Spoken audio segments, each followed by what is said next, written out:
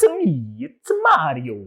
What's up, gamers? It's your boy Philly here at the Mothership Tech channel. Today we're going to do things just a little bit differently.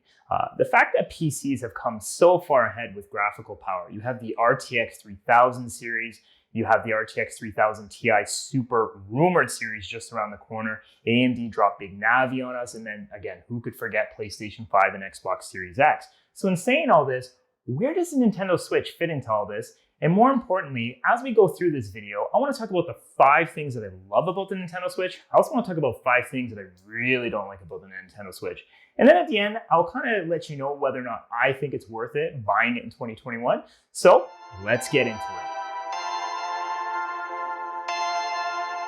Perfect.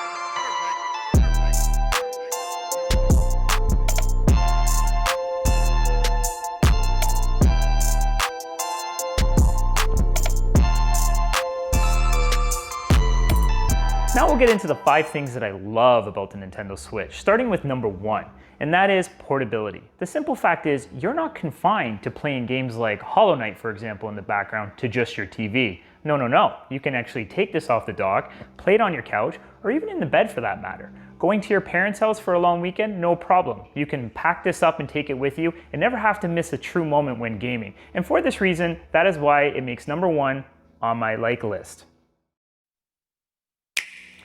Number 2 on my list is exclusive games, and that's right. Anybody who knows Nintendo knows that you get a plethora of exclusive games you just don't find anywhere else. This ranges from the Marios to the Zeldas, all the way up to the Pokemon games. And these are widely successful, very popular games. So the mere fact that Nintendo has exclusivity to these game types makes the system very desirable. And for that reason, exclusive games makes number 2 on my list.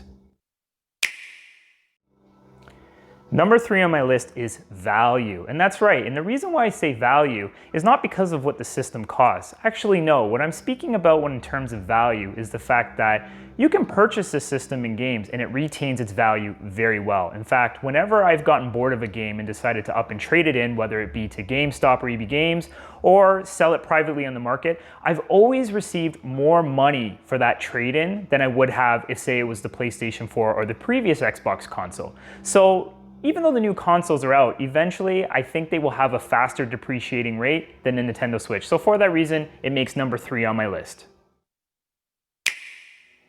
And now we come to number 4 on my list, and that is that the system is just readily available. And this is super important because as we go into 2021, you really just can't buy a PS5 or an Xbox Series X on a whim. In fact, even pre-ordering them is very hard. Most retailers are doing them strictly online, and then you have to battle scalpers and the bots. So, for this reason, the fact is, if you don't have a Nintendo Switch and you're looking for hundreds of hours that you can enjoy with exclusive titles, the mere fact that it can just be purchased at any store right now and is widely available makes this number 4 on my list.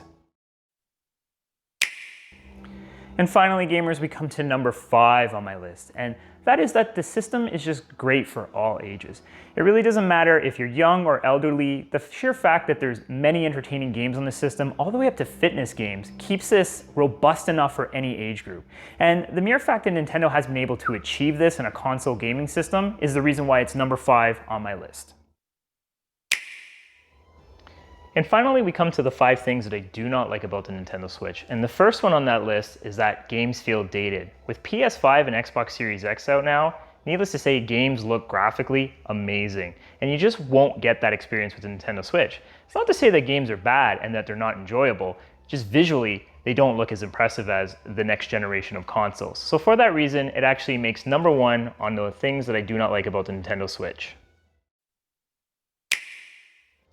Coming to the number 2 spot is that peripherals are very expensive. To give you an example, the Pro controller, which retails for about 90 Canadian, is at the exact same price point as the PS5 controller.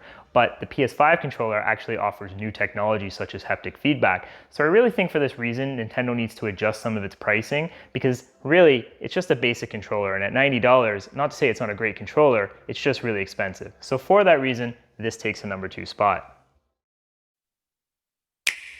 Number 3 on the list is that games don't always look as good handheld as they do when you're playing them on a big screen TV. Some examples of this can be seen when you're playing Zelda or even a game behind me like Xenoblade. To really appreciate the vast landscapes that these games offer, you truly do need to play these on a big screen TV. So for that reason, not every game is a great experience when playing handheld, and that is why it takes the number 3 spot. Number 4 on the list is smart apps such as Netflix. They never actually made it to the Nintendo Switch, and even though there's rumors that they may still make it, the simple fact is they're not available today. And you would just think that a system that's designed to be with mobile in mind, that it would actually have something as simple as Netflix built in, but it doesn't. And for that reason, it takes number 4 on the list. And finally, we're getting to the end of my dislike list. And number 5 on that list is the fact that it doesn't have 4K support. Now, that's not to say that you won't have an enjoyable experience on a 4K TV. It is playing behind me on a 4K TV, and it is perfectly enjoyable. But again, as we move into 2021, this is going to be important because next generation consoles are not only supporting 4K, they're actually making the jump all the way up to 8K. So for that reason, we might have to wait for the Nintendo Switch Pro, which is rumored to be around the corner, but this is why it takes number 5 on my list. Alright gamers, that concludes our video today. And hopefully you enjoyed the content. I know I had a lot of fun creating it. And more importantly, I did promise you I'd give you an opinion on whether or not I think the Nintendo Switch is worth it in 2021. And the simple answer is yes. I think it totally is. I think that the system is very unique and it's very versatile. And this is just not something you get with the next-gen systems.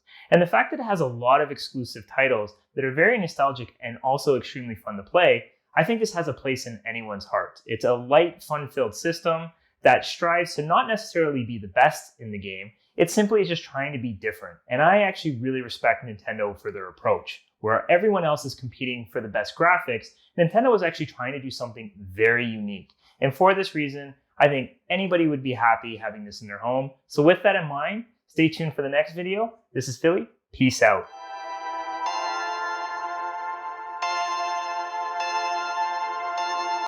Hate it. No, I don't like it. I don't like it, Alex. Say all that.